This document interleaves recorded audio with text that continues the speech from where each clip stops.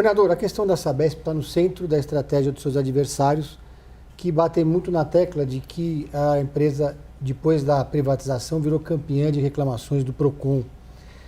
Conversando com técnicos da Sabesp, eles dizem que a empresa está pagando agora o preço de um sucateamento histórico.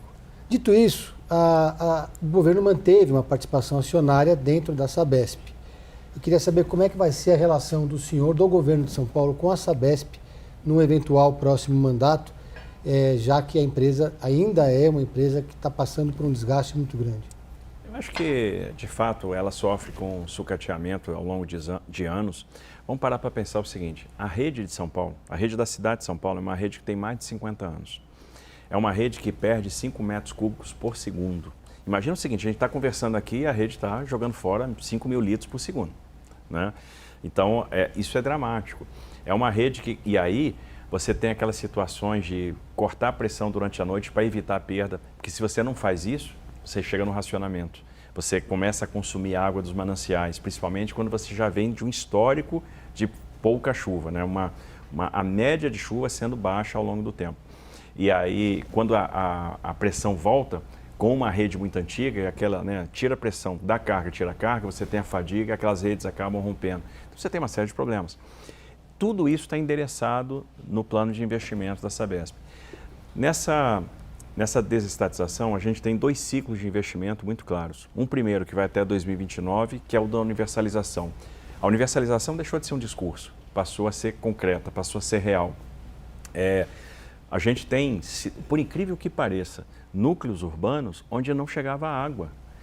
Vila São Francisco em Poá, o Santo Inês em Caieiras, o Cantagalo lá em São Bento do Sapucaí, algumas regiões da Baixada Santista. O problema de falta d'água na Baixada Santista é histórico. Então, veja, a gente está fazendo uma adutora nova que vai ligar a estação de tratamento de água de Cubatão, né, vai para o Saboó e vai transpor o canal do Porto Santo para chegar em Vicente de Carvalho. Lá nós estamos fazendo 3 reservatórios de água, nós estamos fazendo uma nova estação de tratamento de água no Melvi, 4 reservatórios, né, no sistema Mambo Branco. Muito investimento está acontecendo. Vou pegar aqui Perus. Perus tratava 0 de esgoto, coletava e tratava 0. Então imagina o tamanho de Perus, é uma cidade de Bauru, com 0 de coleta e tratamento. A pessoa às vezes não sabe que isso está acontecendo, porque ela está lá na casa dela, está dando descarga, está tudo indo em natura para o Areão, para o Ribeirão Perus, para o Juqueri. Mas por que tanta reclamação aí?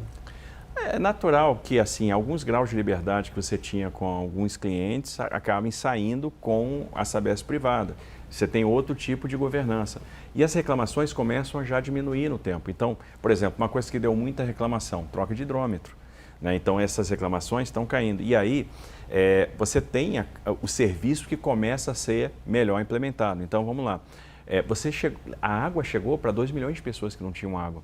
Se falou muito ao longo do tempo, né, sobre a despoluição do Tietê e Pinheiros. E a pergunta que eu faço é: como fazer a despoluição do Tietê e Pinheiros se você não faz o saneamento básico? E imagina, há bem pouco tempo atrás, Guarulhos, segunda maior cidade do estado, tratava 2% de esgoto. E quando a gente fala isso, até em fóruns muito qualificados, as pessoas não faziam ideia que era assim.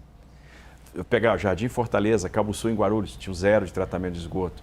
O distrito da Terra Preta em Mairiporã, 0 de tratamento de esgoto.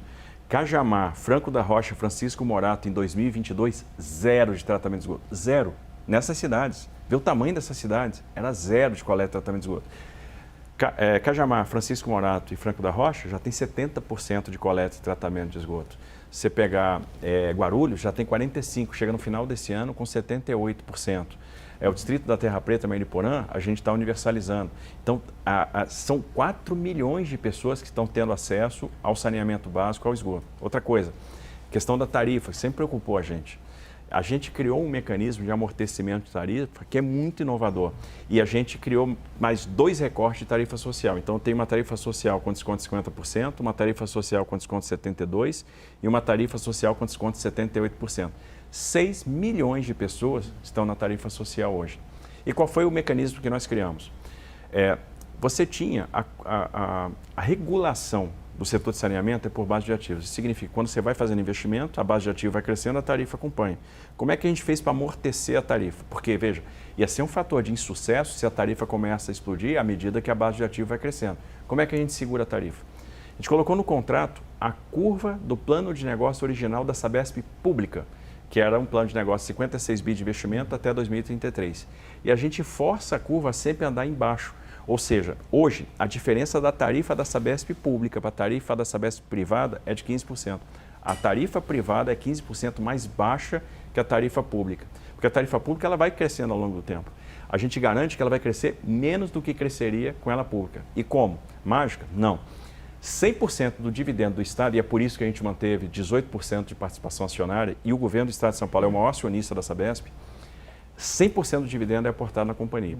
Como a gente aporta 100% do nosso dividendo, sem destruir valor dos acionistas, a gente empurra a tarifa para baixo. Então, é esse o mecanismo financeiro, além de 2 movimentos que nós fizemos. O primeiro movimento, a gente aportou 30% do valor de venda da companhia no Fundo de Apoio à Universalização. E o segundo movimento, nós mudamos a forma de fazer a regulação. Tentando explicar de uma maneira simples, no setor de saneamento acontecia o seguinte, você tinha um aumento de tarifa que era pré-pago, né? Porque você dizia o que ia fazer ao longo dos anos e aquilo já era incorporado na tarifa antes daquele investimento se materializar. A gente transformou isso numa lógica de pós-pago. Então, você primeiro precisa fazer o investimento para depois incorporar aquilo na base de ativos e aquilo ter o reflexo tarifário.